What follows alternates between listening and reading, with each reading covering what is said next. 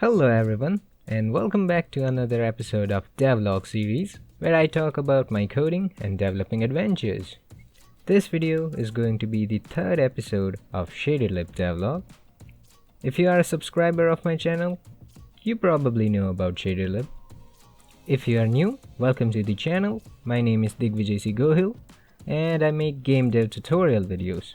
They are mostly focused on VFX and shaders, and if that sounds interesting, consider subscribing. Now back to Shader Lib. It is an add-on for Godot engine, which will add few extra nodes for Visual Shader Editor. Now I have recently updated the add-on to version 2.0.0, and by the time the video will be live, hopefully the add-on will be approved on Asset Library. For this update, I have added one new node.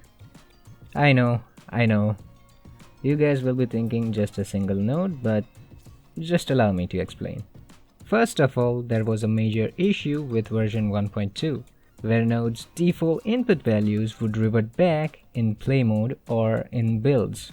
Instead of just explaining, it will be easier if I just show it. Basically, in any node of the add-on where we have the default input box, if we change the value, it will work no problem. The changes are reflected in the shader as well as in the material itself, but as soon as you hit play, the values would just revert back to default ones.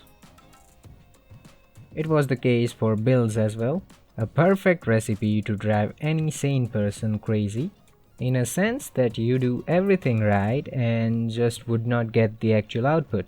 When I created this add-on, my goal was to help the community, especially the artists who are familiar to the node-based workflow like visual scripting or Blender's node-based shaders. The add-on was not made so I can drive people crazy, so I desperately wanted to rectify it.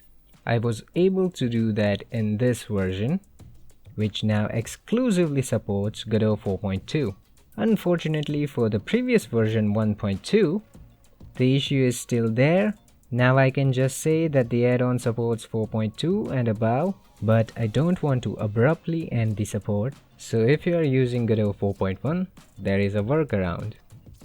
Basically, you don't type in the values in the input field, you just create like a constant node.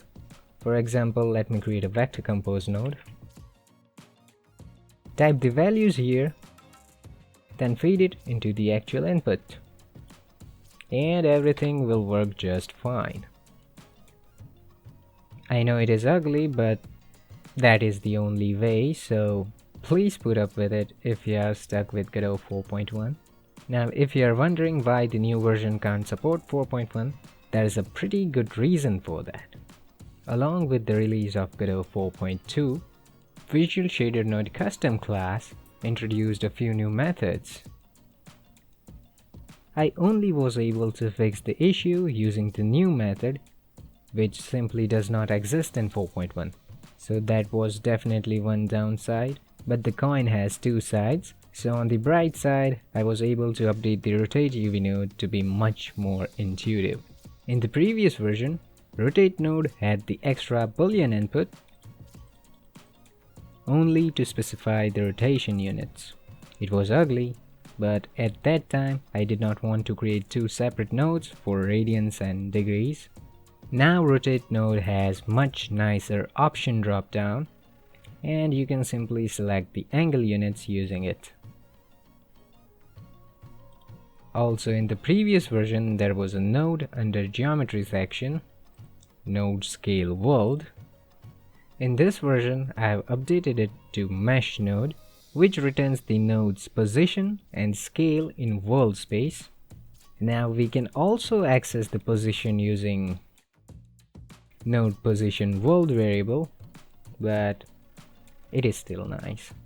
Finally, I have added one new node called vector transform node, which simply converts the vector from one coordinate space to another. Now if you have written shaders in the past, you might think that this node is unnecessary. We have access to various matrices in Visual Shader.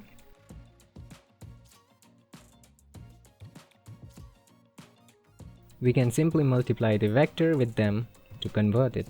And yes, you are correct, but I try to give artists more freedom without worrying about complicated maths, so it would be easier for those who find matrices a daunting topic.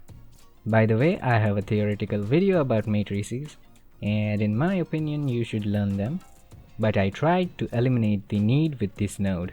Plus, the node also offers the conversion in tangent space, which is difficult purely using visual shaders, so the node is not completely useless.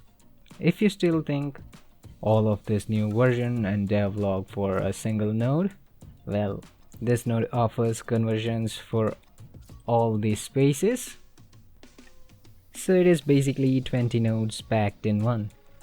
Now you might say there are 5 coordinate spaces and 5 into 5 is 25. This guy don't even know basic maths and making tutorials which are basically just maths behind the scenes. I would say your concern is definitely genuine, but local to local does not do anything. It will just return the input vector as it is. Same for other 4 cases, hence I said 20 nodes. Lastly, I also added one more thing, a sponsor button on the Git repo. Now this is definitely not mandatory, it is just a way to support my work. If you cannot, you don't have to feel guilty about it.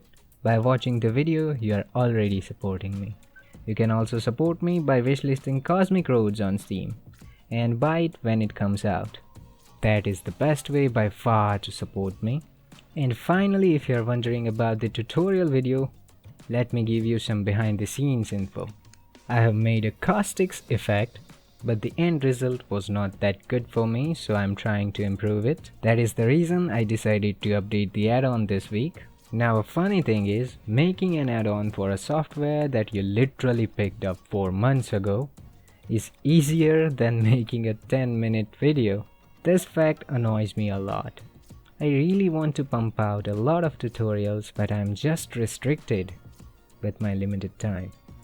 Hopefully I can go full time with YouTube and my games.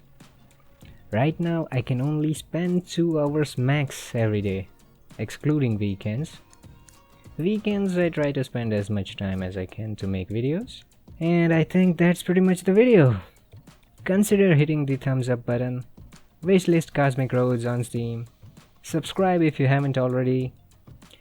That's it from me, and I will see you guys in the next one.